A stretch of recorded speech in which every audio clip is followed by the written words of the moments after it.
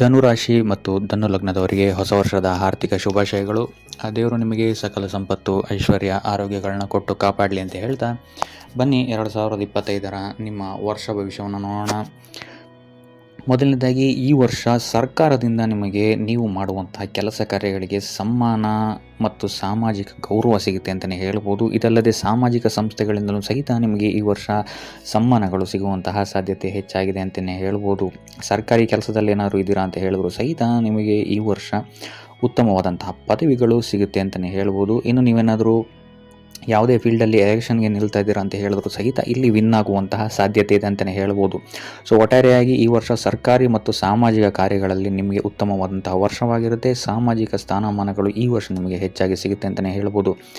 ಇನ್ನು ಆರೋಗ್ಯ ವಿಚಾರಕ್ಕೆ ಬರುವಂಥದ್ದಾದರೆ, ಫೆಬ್ರವರಿಯಿಂದ ಹಿಡಿದು ಡಿಸೆಂಬರ್ ತನಕ ನೀವು ಆರೋಗ್ಯ ವಿಚಾರದಲ್ಲಿ ಹೆಚ್ಚು ಗಮನವನ್ನು ವಹಿಸಬೇಕಾಗುತ್ತೆ. ಆರೋಗ್ಯದಲ್ಲಿ ಸ್ವಲ್ಪ ಏರುಪೇರು ಆಗಬಹುದು. ಶುಗರ್ಗೆ ಸಂಬಂಧಿಸಿದಂತೆ, ಕಿಡ್ನಿಗೆ ಸಂಬಂಧಿಸಿದಂತೆ ಅಥವಾ ಥೈರಾಯ್ಡ್ಗೆ ಸಂಬಂಧಿಸಿದಂತೆ ಮತ್ತು ಹೊಟ್ಟೆಗೆ ಸಂಬಂಧಿಸಿದಂತಹ ತೊಂದರೆಗಳು ನಿಮ್ಮನ್ನು ಈ ವರ್ಷ ಕಾಡುತ್ತೆ ಅಂತಲೇ ಹೇಳ್ಬೋದು. ಸೊ ಆದ್ದರಿಂದಾಗಿ ಆರೋಗ್ಯದ ಬಗ್ಗೆ ಹೆಚ್ಚು ಗಮನವನ್ನು ವಹಿಸುವಂಥದ್ದು ಉತ್ತಮವಾಗಿರುತ್ತೆ. ಯೋಗ ಮತ್ತು ಧ್ಯಾನವನ್ನು ಅಳವಡಿಸಿಕೊಳ್ಳುವಂಥದ್ದು ನಿಮಗಿಲ್ಲಿ ಸಹಕಾರಿಯಾಗಿರುತ್ತೆ ಅಂತಲೇ ಹೇಳ್ಬೋದು. ಇನ್ನು ಆರ್ಥಿಕ ಪರಿಸ್ಥಿತಿಯನ್ನು ನಾವು ಗಮನಿಸುವಂಥದ್ದಾದರೆ, ಕಳೆದ 8 ವರ್ಷಕ್ಕೆ ಹೋಲಿಸಿದರೆ ಈ ವರ್ಷ ನಿಮಗೆ ಸರ್ವಶ್ರೇಷ್ಠವಾದಂತಹ ವರ್ಷವಾಗಿರುತ್ತೆ ಅಂತಲೇ ಹೇಳ್ಬೋದು. ಈ ವರ್ಷ ನಿಮಗೆ ಅತಿ ಹೆಚ್ಚು ಧನ ಲಾಭವಾಗುತ್ತೆ ಅಂತಲೇ ಹೇಳ್ಬೋದು. ಯಾರಿಗೂ ಕೊಟ್ಟಂತಹ ಹಣ ಅಥವಾ ಸ್ಟಕ್ ಆದಂತಹ ಹಣ ನಿಮಗೆ ರಿಟರ್ನ್ ಈ ವರ್ಷ ಸಿಗುತ್ತೆ ಅಂತಲೇ ಹೇಳ್ಬೋದು. ಇದಲ್ಲದೆ ದೊಡ್ಡ ದೊಡ್ಡ ಪ್ರಾಜೆಕ್ಟ್ಸ್ಗಳಿಂದಲೂ ಸಹಿತ ನಿಮಗೆ ಈ ವರ್ಷ ಉತ್ತಮವಾದಂತಹ ಧನಲಾಭವಾಗುತ್ತೆ. ಆಕಸ್ಮಿಕವಾದಂತಹ ಧನಲಾಭವು ಸಹಿತ ಹೆಚ್ಚಾಗುತ್ತೆ ಅಂತಲೇ ಹೇಳ್ಬೋದು. ಅದು ಎಸ್ಪೆಷಲಿ ಫೆಬ್ರವರಿಯಿಂದ ಹಿಡಿದು ನವೆಂಬರ್ ತನಕ ನಿಮಗೆ ಧನಕ್ಕೆ ಸಂಬಂಧಿಸಿದಂತೆ ಉತ್ತಮವಾದಂತಹ ಲಾಭವನ್ನು ನೀವು ಪಡಿತೀರಾ. ಇದಲ್ಲದೆ ಈ ವರ್ಷ ನಿಮಗೆ ವಾಹನ ಬದಲಾವಣೆ ಮಾಡಿಕೊಳ್ಳುವಂತಹ ಸಾಧ್ಯತೆಯು ಹೆಚ್ಚಾಗಿದೆ. ಹೊಸ ವಾಹನವನ್ನು ಖರೀದಿ ಮಾಡುವಂತಹ ಸಾಧ್ಯತೆಯು ಹೆಚ್ಚಾಗಿದೆ ಅಂತಲೇ ಹೇಳ್ಬೋದು. ಇದಲ್ಲದೆ ಹೊಸ ಕಾಂಟ್ರಾಕ್ಟ್ಗಳು ನಿಮಗೆ ಈ ವರ್ಷ ಸಿಗ್ಬೋದು. ಇದರಿಂದಾಗಿ ಇಲ್ಲಿ ನಿಮಗೆ ದೊಡ್ಡ ಲಾಭವಾಗುವಂತಹ ಸಾಧ್ಯತೆ ಇದೆ. ಇದಲ್ಲದೆ ದೊಡ್ಡ ದೊಡ್ಡ ಕಂಪನಿಗಳ ಜೊತೆ ನೀವು ಟೈಅಪ್ಸ್ ಮಾಡ್ಕೊಳ್ಬೋದು ಅಂತಲೇ ಹೇಳ್ಬೋದು.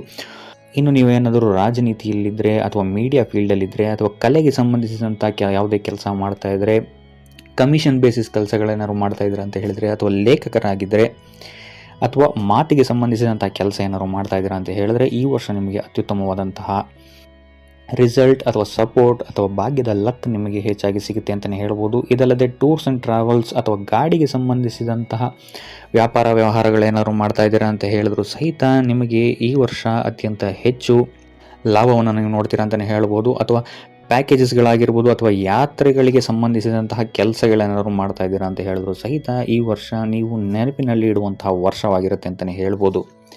ಇನ್ನು ಕುಟುಂಬ ವಿಚಾರಕ್ಕೆ ಬರುವಂಥದ್ದಾದರೆ, ಕುಟುಂಬದ ಹೆಸರಲ್ಲಿ ನೀವು ಈ ವರ್ಷ ಭೂಮಿ, ವಾಹನವನ್ನು ಕೊಂಡುಕೊಳ್ಳುವಂತಹ ಸಾಧ್ಯತೆ ಹೆಚ್ಚಾಗಿದೆ. ಅಥವಾ ಕುಟುಂಬದ ಹೆಸರಲ್ಲಿ ಏನಾದರೂ ಇದುವರೆಗೂ ಪ್ರಾಪರ್ಟಿಗೆ ಸಂಬಂಧಿಸಿದಂತಹ ಲಿಟಿಗೇಷನ್ಸ್ಗಳೇನಾದ್ರು ನಡೀತಾ ಇದ್ದರೆ ಈ ವರ್ಷ ಈ ತೊಂದರೆಯಿಂದ ನೀವು ಮುಕ್ತರಾಗಿರ್ತೀರ ಅಂತಲೇ ಹೇಳ್ಬೋದು.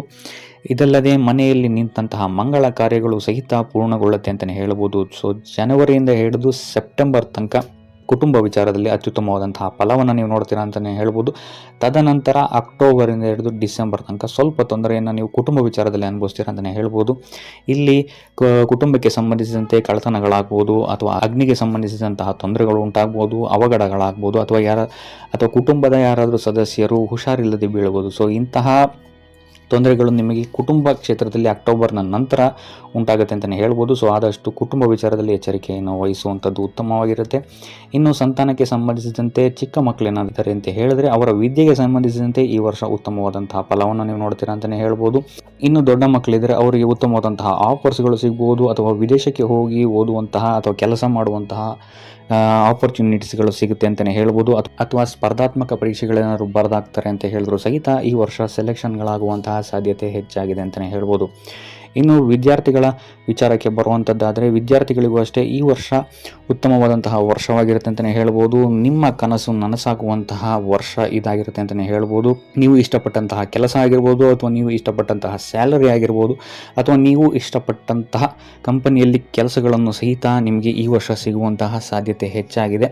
ಆದರೆ ಮಾರ್ಚಿಂದ ಹಿಡಿದು ಜೂನ್ವರೆಗೂ ಸ್ವಲ್ಪ ವಾಹನ ಚಲಾಯಿಸಬೇಕಾದ್ರೆ ಹೆಚ್ಚು ಗಮನವನ್ನು ವಹಿಸಬೇಕಾಗುತ್ತೆ. ಕುಡಿದು ವಾಹನವನ್ನು ಚಲಾಯಿಸುವಂಥದ್ರಿಂದ ಸ್ವಲ್ಪ ದೂರ ಇರಬೇಕಾಗುತ್ತೆ. ಯಾಕಂತ ಹೇಳಿದ್ರೆ ವಾಹನದಿಂದ ಅಪಘಾತವಾಗುವಂತಹ ಸಾಧ್ಯತೆ ಈ ಟೈಮ್ ಫ್ರೇಮಲ್ಲಿ ಹೆಚ್ಚಾಗಿರೋದ್ರಿಂದಾಗಿ ಸ್ವಲ್ಪ ಗಮನವನ್ನು ವಹಿಸುವಂಥದ್ದು ಉತ್ತಮವಾಗಿರುತ್ತೆ. ಇನ್ನು ದಾಂಪತ್ಯ ಜೀವನವನ್ನು ನಾವು ನೋಡುವಂಥದ್ದಾದರೆ, ದಾಂಪತ್ಯ ಜೀವನದಲ್ಲಿ ಈ ವರ್ಷ ಅಕ್ಟೋಬರ್ನ ತನಕ ತೊಂದರೆಗಳು ಹೆಚ್ಚಾಗಿರುತ್ತೆ ಅಂತಲೇ ಹೇಳಬಹುದು. ಸಣ್ಣ ಪುಟ್ಟ ವಿಚಾರಗಳಿಗೂ ಮನಸ್ತಾಪಗಳು ಹೆಚ್ಚಾಗಬಹುದು. ಅಕ್ಟೋಬರ್ನ ತನಕ ನಿಮಗೆ ದಾಂಪತ್ಯ ಜೀವನದಲ್ಲಿ ಸುಖ ಕಮ್ಮಿ ಆಗುತ್ತೆ ಅಂತಲೇ ಹೇಳ್ಬೋದು. ಅದರ ಜೊತೆ ಪ್ರೀತಿಯು ಸ್ವಲ್ಪ ಕಮ್ಮಿ ಆಗುವಂತಹ ಸಾಧ್ಯತೆ ಹೆಚ್ಚಾಗಿರುತ್ತೆ ಅಂತಲೇ ಹೇಳ್ಬೋದು. ಇದಲ್ಲದೆ ನಿಮ್ಮ ಸಂಗಾತಿಯ ಆರೋಗ್ಯದ ಬಗ್ಗೆ ನೀವು ಹೆಚ್ಚು ಗಮನವನ್ನು ವಹಿಸಬೇಕಾಗುತ್ತೆ. ಅವರಿಗೆ ಕಿವಿಗೆ ಅಥವಾ ಉಸಿರಾಟಕ್ಕೆ ಸಂಬಂಧಿಸಿದಂತಹ ತೊಂದರೆಗಳು ಬಾಧಿಸಬಹುದು ಅಂತಲೇ ಹೇಳ್ಬೋದು. ಇನ್ನು ಪ್ರೇಮಿಗಳಿಗೂ ಅಷ್ಟೇ ಈ ವರ್ಷ ಅಷ್ಟಾಗಿ ಉತ್ತಮವಾಗಿಲ್ಲ ಅಕ್ಟೋಬರ್ನ ತನಕ ಅಂತಲೇ ಹೇಳ್ಬೋದು. ಇಲ್ಲಿ ಸ್ವಲ್ಪ ವಾದ ವಿವಾದಗಳು ಹೆಚ್ಚಾಗಬಹುದು. ಹೆಚ್ಚಾದ ವಾದ ವಿವಾದಗಳು ನಿಮ್ಮ ಬ್ರೇಕಪ್ಗೂ ಸಹಿತ ಕಾರಣವಾಗಬಹುದು ಅಂತ ಹೇಳ್ತಾ, ಆದಷ್ಟು ಅಕ್ಟೋಬರ್ನ ತನಕ ಎಚ್ಚರಿಕೆಯನ್ನು ವಹಿಸುವಂಥದ್ದು ಉತ್ತಮವಾಗಿರುತ್ತೆ. ತದನಂತರ ಉತ್ತಮವಾದಂತಹ ಫಲವನ್ನು ನೀವು ನೋಡ್ತೀರಾ ಅಂತಲೇ ಹೇಳ್ಬೋದು, ನಿಮ್ಮ ದಾಂಪತ್ಯ ಜೀವನದಲ್ಲಾಗಿರ್ಬೋದು ಅಥವಾ ನಿಮ್ಮ ಪ್ರೇಮ ಜೀವನದಲ್ಲಾಗಿರ್ಬೋದು. ಇನ್ನು ನೀವೇನಾದರೂ ಸಿಂಗಲ್ಗಳಾಗಿದ್ದೀರಾ ಅಂತ ಹೇಳಿದ್ರೆ ಸಹಿತ ಇಲ್ಲಿ ನಿಮಗೆ ಅಕ್ಟೋಬರ್ನ ತನಕ ಸ್ವಲ್ಪ ತೊಂದರೆಗಳು ಎದುರಾಗುತ್ತೆ ಅಂತಲೇ ಹೇಳ್ಬೋದು. ಇಷ್ಟಪಟ್ಟಂತಹ ಸಂಬಂಧಗಳು ನಿಮಗೆ ಬರದೆ ಹೋಗಬಹುದು, ಅಥವಾ ಬಂದರೂ ಸಹಿತ ನಿಮಗೆ ಇಲ್ಲಿ ಜಾತಕ ಮ್ಯಾಚ್ ಆಗದೇ ಇರುವಂಥದ್ದಾಗಿರ್ಬೋದು, ಅಥವಾ ಅವರಿಗೆ ಇಷ್ಟ ಆಗದೇ ಇರುವಂಥದ್ದಾಗಿರ್ಬೋದು. ಇಂಥ ಸಮಸ್ಯೆಗಳನ್ನು ನೀವು ಅಕ್ಟೋಬರ್ ತನಕ ಎದುರಿಸ್ತೀರಾ ಅಂತಲೇ ಹೇಳ್ಬೋದು. ತದನಂತರ ಉತ್ತಮವಾದಂತಹ ಫಲವನ್ನು ನೀವು ನೋಡ್ತೀರಾ ಅಂತಲೇ ಹೇಳ್ಬೋದು. ಇನ್ನು ವ್ಯಾಪಾರಕ್ಕೆ ಸಂಬಂಧಿಸಿದಂತೆ ಈ ವರ್ಷ ಬುಧನ ಗೋಚರ ನಿಮಗೆ ಅಷ್ಟಾಗಿ ಉಪಯೋಗವಿಲ್ಲ ಅಂತಲೇ ಹೇಳ್ಬೋದು. ನಿಮಗೆ ಯಾವುದು ಈ ವರ್ಷ ಅಷ್ಟಾಗಿ ಈಸಿಯಾಗಿ ಸಿಗಲ್ಲ ಅಂತಲೇ ಹೇಳ್ಬೋದು. ಅದು ಜಾಬಲ್ಲಾಗಿರ್ಬೋದು ಅಥವಾ ವ್ಯಾಪಾರದಲ್ಲಾಗಿರ್ಬೋದು. ಸೊ ಹೆಚ್ಚು ಎಫರ್ಟನ್ನು ಹಾಕಬೇಕಾಗುತ್ತೆ ನೀವು ಮೇ ತನಕ ಈಗೇನು ನಡೀತಾ ಇದೆ ಅದೇ ನಡೀತಾ ಇರುತ್ತೆ. ಯಾವುದೇ ರೀತಿಯಾದಂತಹ ಬದಲಾವಣೆಗಳಿರಲ್ಲ.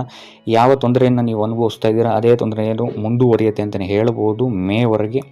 ಆದರೆ ಮೇನ ನಂತರ ಗುರುವಿನ ಗೋಚರ ನಿಮಗೆ ಅತ್ಯುತ್ತಮವಾದಂತಹ ಫಲವನ್ನು ಕೊಡುತ್ತೆ ಅಂತಲೇ ಹೇಳ್ಬೋದು. ಮೇನ ನಂತರ ನಿಮ್ಮ ಉದ್ಯೋಗದಲ್ಲಿ ದೊಡ್ಡ ಬದಲಾವಣೆಗಳನ್ನು ನೀವು ನೋಡ್ತೀರಾ ಅಂತಲೇ ಹೇಳ್ಬೋದು. ಮತ್ತು ವ್ಯಾಪಾರದಲ್ಲೂ ಅಷ್ಟೇ ಉತ್ತಮವಾದಂತಹ ಆಫರ್ಸ್ಗಳು ನಿಮಗೆ ಮೇನ ನಂತರ ಸಿಗುತ್ತೆ ಅಂತಲೇ ಹೇಳ್ಬೋದು. ಇದಲ್ಲದೆ ನೀವು ಈಗ ಕೆಲಸ ಮಾಡ್ತಾ ಇರುವಂತಹ ಅಥವಾ ವ್ಯಾಪಾರ ಮಾಡ್ತಾ ಇರುವಂತಹ ಫೀಲ್ಡನ್ನೇ ಚೇಂಜ್ ಮಾಡ್ತೀರಾ ಅಂತಲೇ ಹೇಳ್ಬೋದು. ಸೊ ಇದರಿಂದಾಗಿ ಇಲ್ಲಿ ನೀವು ನಡೀದೇ ಇರುವಂತಹ ಕೆಲಸಗಳನ್ನೆಲ್ಲ ನಿಲ್ಲಿಸಿ ಮೇನ ನಂತರ ಉತ್ತಮವಾದಂತಹ ವ್ಯಾಪಾರ ಬದಲಾವಣೆಗಳು ಅಥವಾ ಜಾಬಲ್ಲಿ ಚೇಂಜಸ್ಗಳನ್ನ ಮಾಡ್ತೀರಾ ಅಂತಲೇ ಹೇಳ್ಬೋದು. ಸೊ ಇದರ ಪರಿಣಾಮ ನಿಮಗೆ ಮೇನ ನಂತರ ಉತ್ತಮವಾದಂತಹ ಫಲಗಳು ಸಿಗುತ್ತೆ ಅಂತಲೇ ಹೇಳ್ಬೋದು.